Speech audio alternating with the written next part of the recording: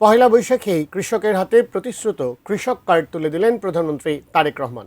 আজ টাঙ্গাইলে এই কর্মসূচির উদ্বোধনী অনুষ্ঠানে প্রধানমন্ত্রী বলেন, কৃষি নির্ভর এলাকায় কলকারখানা গড়ে তুলতে চায় সরকার এবং এক্ষেত্রে সহায়তা করতে বিদেশিরাও আগ্রহী। নওশাদ রানা সানভিকে সঙ্গে নিয়ে গিয়াসউদ্দিন মামুনের ক্যামেরায় বিস্তারিত জানাচ্ছেন নাজিয়া আফরিন। বাংলার প্রকৃতির ঐশ্বর্য পরম মমতায় লালন করেন এদেশের কৃষক। তাদের হাত ধরেই বদলে যাবে দেশ আর দেশের অর্থনীতি। বিএনপি নির্বাচনী প্রতিশ্রুতিও ছিল এটাই। আর তাই বাংলা বছরের প্রথম দিনটি একটু ভিন্নভাবেই শুরু করলেন প্রধানমন্ত্রী ও বিএনপি চেয়ারম্যান তারেক রহমান। টাঙ্গাইলে শহীদ মারুফ স্টেডিয়ামে 15 জন কিষাণীর হাতে কৃষক কার্ড আর গাছের চারা তুলে দিয়ে কৃষক কার্ড কর্মসূচির উদ্বোধন করেন তিনি।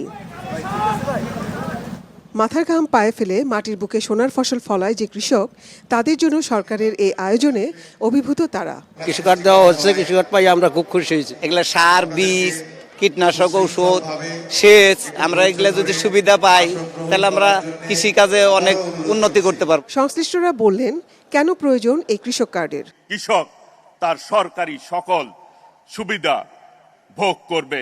প্রত্যেকটা কৃষকের তার জমির পরিমাণ, জমির ধরন, কোন ধরনের ফসল উৎপাদন হবে, সবকিছুই ধীরে ধীরে এই কৃষি কার্ডের মধ্যে আমরা নিয়ে আসব। প্রধানমন্ত্রী জানালেন, কেন নববর্ষের দিনেই এই আয়োজন। বললেন, আগামী 5 বছরে পর্যায়ক্রমে 2,75 লাখ কৃষকের হাতে এই কার্ড পৌঁছে যাবে। যেহেতু পয়লা বৈশাখের মূল বিষয়টি আমাদের কৃষক ভাইদের সাথে জড়িত, কৃষানী বোনদের সাথে জড়িত, সেজন্যই আমরা কৃষক কার্ড প্রদানের যেই অনুষ্ঠান আমরা আজকে উদ্বোধন ঘোষণা করলাম। কৃষক ভালো থাকলে বাংলাদেশ ভালো থাকবে, বলেন প্রধানমন্ত্রী। একমাত্র বিএনপি কৃষকের পাশে দাঁড়ানোর চেষ্টা করছে জানিয়ে তিনি আশ্বাস দেন, মানুষ বিএনপির উপর যে আস্থা রেখেছে তার প্রতিদান দেবে সরকার। আমরা যখন কৃষিকে সহায়তা দেওয়ার চেষ্টা করব, একই সাথে আমাদের চেষ্টা থাকবে যে শুধু কৃষি পণ্য উৎপাদন করলেই হলো না, সেই সকল অঞ্চলে কিভাবে কৃষি পণ্যের সাথে সম্পর্কিত যে সকল কলকারখানা আছে সেগুলিও যাতে প্রতিষ্ঠিত করা যায়, যাতে কৃষক তার পণ্যের মূল্য আরো বেশি পেতে পারে, যাতে করে আমাদের কৃষিজাত পণ্য এগুলো যাতে বিদেশে আমরা রপ্তানি করতে পারি, সেই জন্য আমরা পদক্ষেপ গ্রহণ করব। দেশ আর দেশের মানুষের ভাগ্য উন্নয়নই সরকারের লক্ষ্য বলে জানান প্রধানমন্ত্রী। বলেন, জনগণকে সাথে নিয়ে দেশ গড়তে চান তিনি। আমরা জনগণকে সাথে নিয়ে চলতে চাই, জনগণকে পাশে রেখে চলতে চাই, জনগণকে সাথে নিয়ে সামনের দিকে বাড়তে চাই, দেশ গঠন করতে চাই।